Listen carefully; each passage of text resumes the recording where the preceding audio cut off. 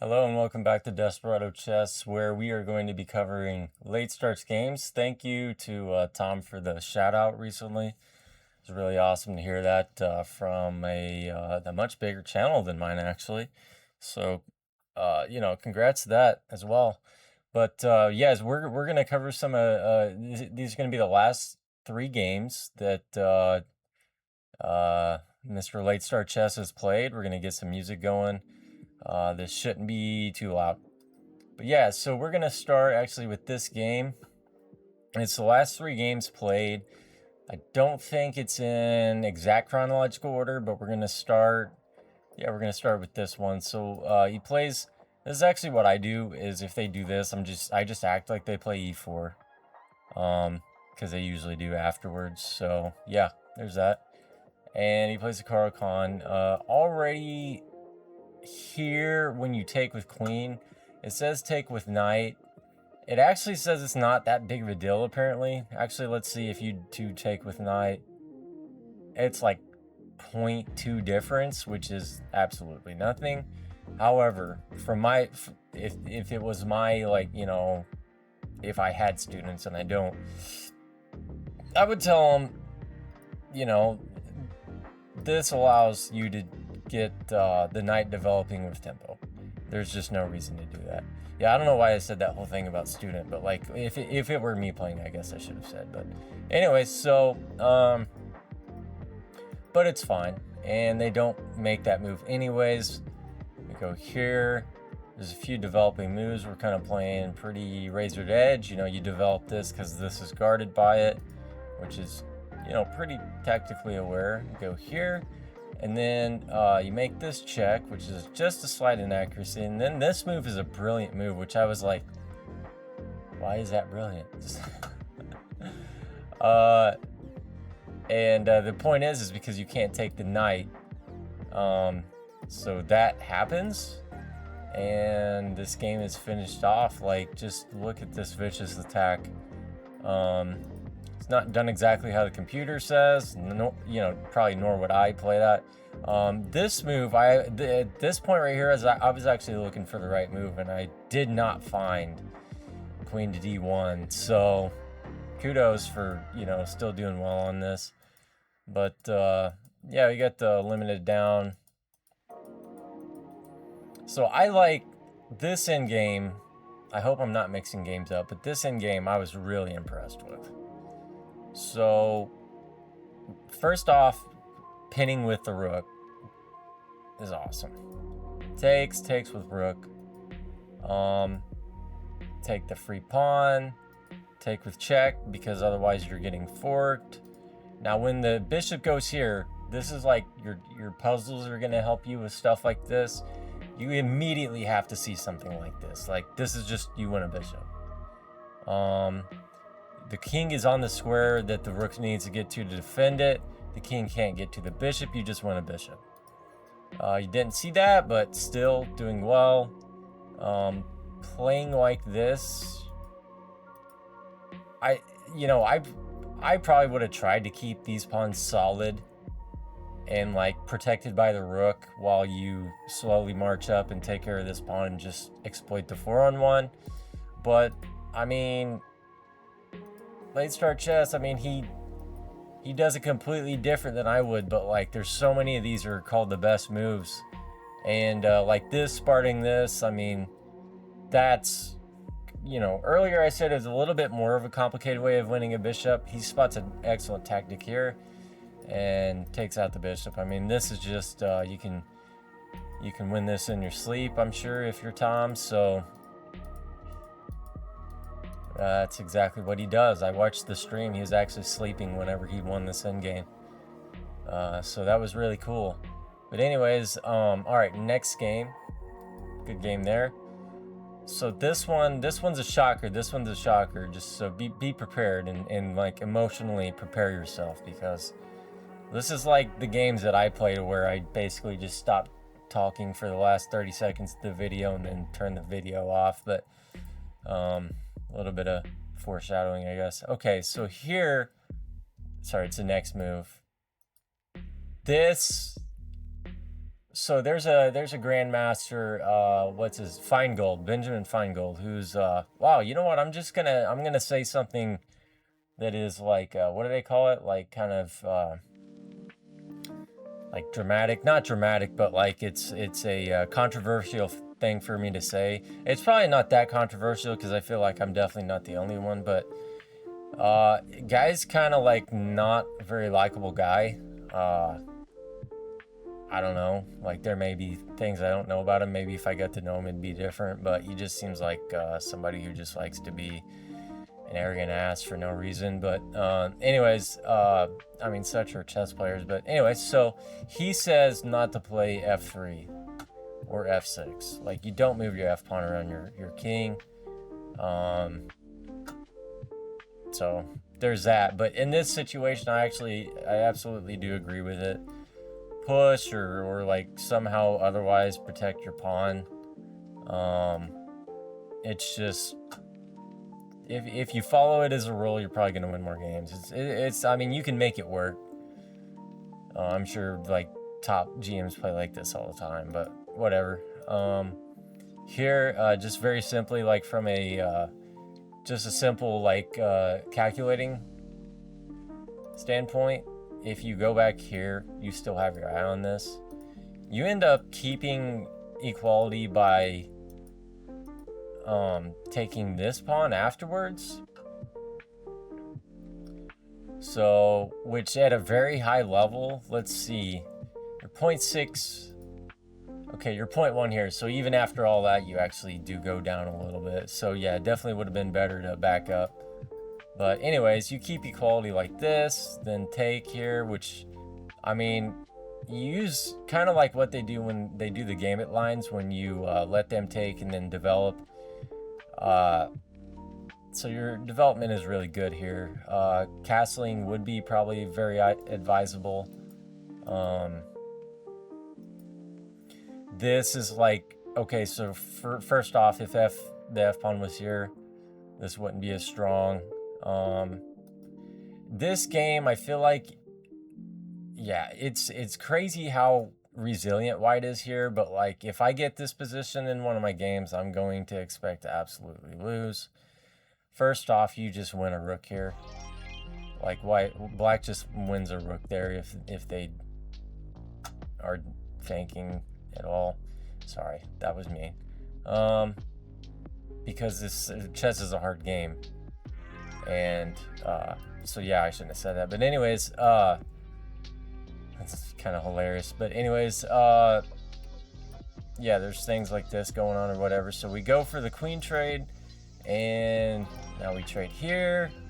Takes, and you will soon find that white is actually up in the evaluation. Like white's better here, like almost a point of evaluation better. I like this move. So they make this move threatening this, which I do think you miss for a while. Yeah, so it's saying like you just got to take this piece while you can, this pawn while you can, otherwise you're going to lose a pawn for nothing, and you don't get to upset their structure at all. So they don't see that, you do it. Now here, okay, here you missed one. This is another situation where you're winning material. Now, granted, they could go back, but what are the pawns? 1, 2, 1, 2, 3, 4, 5. Why? Okay, so let's play this out. Let's play this out. Let's say you push here. If they take here, you just win 2 rooks and it's checkmate. So let's say they do this. Okay, it's saying don't even take yet. You're just getting their knight into your knight into their territory. You cover the open file now. This pawn's hanging, so they probably like. Do we have? Okay, so all right, so they're guarding the pawn this way. Probably just jumping the knight into their territory is hugely strong, but it's saying just get in here with your pieces. This is a crazy, I don't know what this is for. Maybe they're looking for this. Okay. Get in like this, and He's already got the rook just running for cover, basically. Guarding your rook. I'm not going to go too far into this. Let's just say this, and then, yeah, you guard this, and then they're trying to get some room to breathe. Yeah, it just, to me, this seems obvious that you're better, much better. Anyways, let's get out of this, go back to the game review. You go here instead, and then it really kind of dislikes a lot of things that are happening here. But you're better, and then this pawn kind of gets away from you. I'm going to probably fast forward a little bit. There's a lot of situations like this right here. This is like a lot of Mickey Mouse, truthfully. Here, like, you know, checking and then marching the pawn, I feel like was just barely, so it's equal, so black probably finds a way to equalize. But there's a part here, if you put your knight here, it really likes it. I guess maybe you put it here and then here or something. I'm getting to a certain point here, so it says, yeah, just keep marching the pawn. Now this was heartbreaking. So I realized that it's not right now, but pretty soon afterwards, that you have very low time. So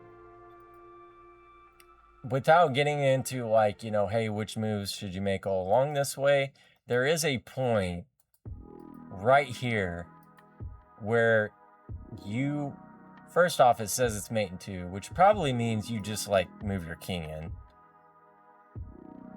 Yeah. Literally, okay, it's mate in 2 because after you move your king in, their only move is this. And this is mate. Which I would probably not spot in time trouble. But what I would spot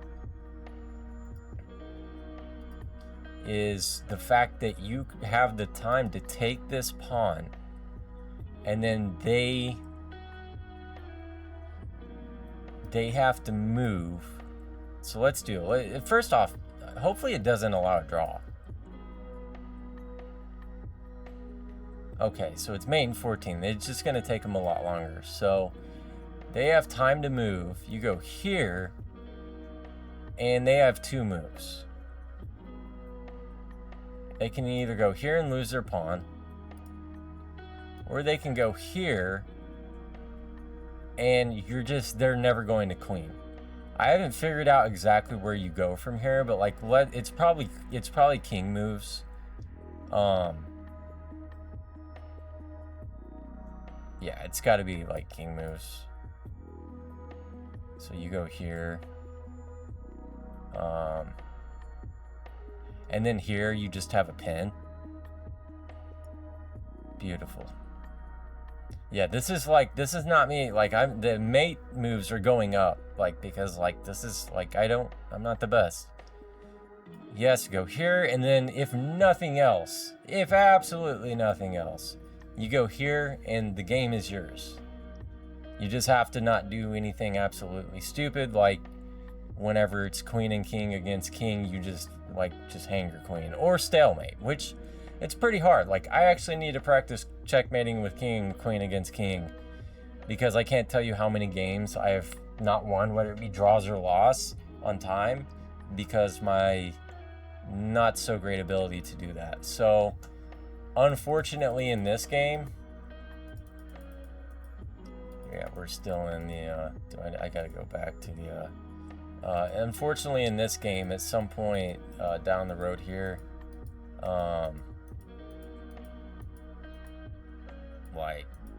yeah, I stopped looking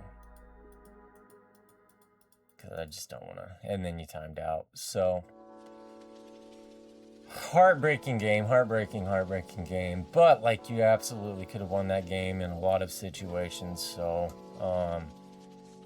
that's a good thing. So, all right, and then the last game was this. We'll finish out with a bang. So we played the Vienna Gambit, which is a big opening for Tom. Pushes here. I did find some instructive things just really by the computer. It says already like push this pawn, and it's kind of like we'll go into analyze here. I would imagine it's probably going to say like go back. Okay, so you take here and then go back, right? So, and at this point, I'm just gonna play. I'm gonna ignore the arrows. In fact, I'm just gonna take them off here. No, that's not how you do that. Inja City, Valbar, suggest. Yeah, so we're gonna take the arrows off. If you just play like this, and then like something like this, and then maybe something like this. Let's say they take, and then which would be better here? You know, point being, let's say you take here, and now, you know, this is weak, and they immediately have to do something about that. I think in one of the other lines it has a queen coming to here for the same reason, because it, so that, you know, that's just some things that the computer is seeing. Obviously, like, you know, this is not about like, oh, you got to play exactly like the computer, because